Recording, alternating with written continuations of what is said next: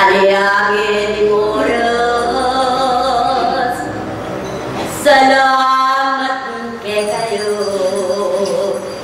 May babatang dagal. Anak ay sakit ko. Nasa na rin Diyos. Nung magobra kayo.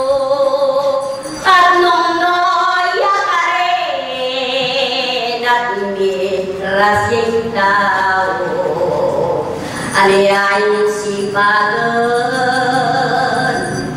Ampon katapatan.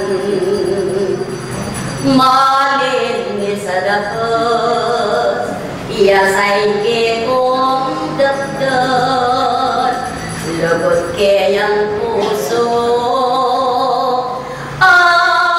Nene mantimlayan. Itangase paganiyo. Iyasa na hinggiran.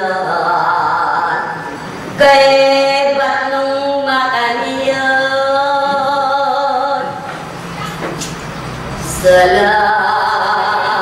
Salamat kay kayo.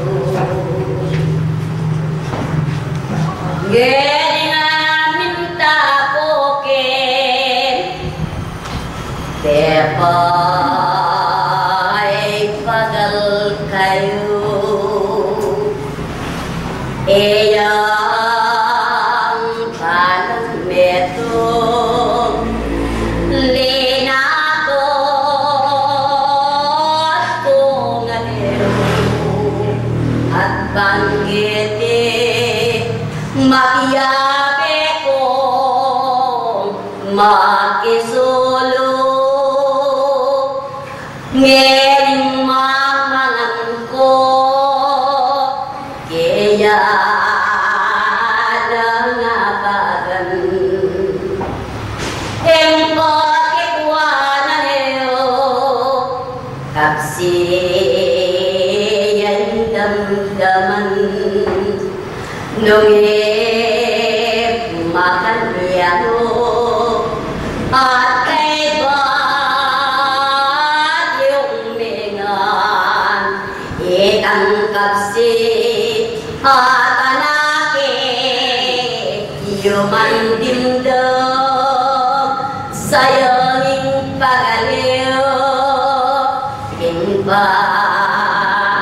naglakaliw kimbang magiramdam mula nga simpaliw dulang galing puso kalwalyo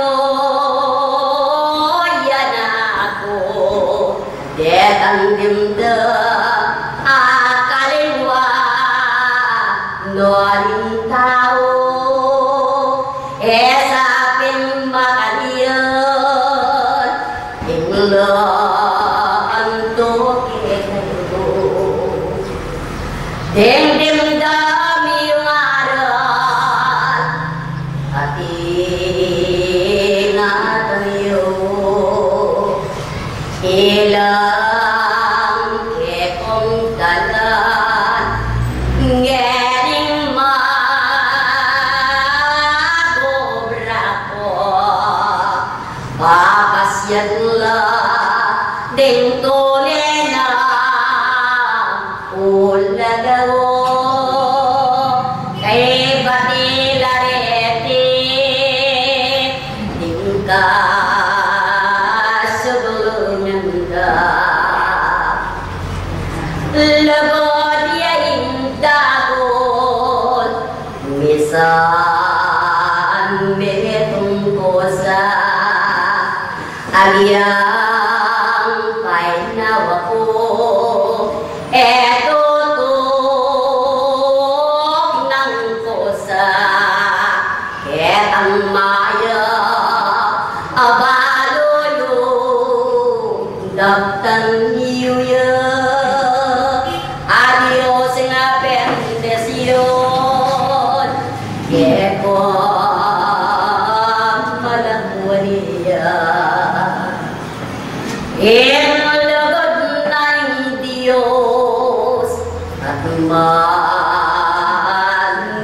manaliyo mamintu kayu dingbiene palala iya posto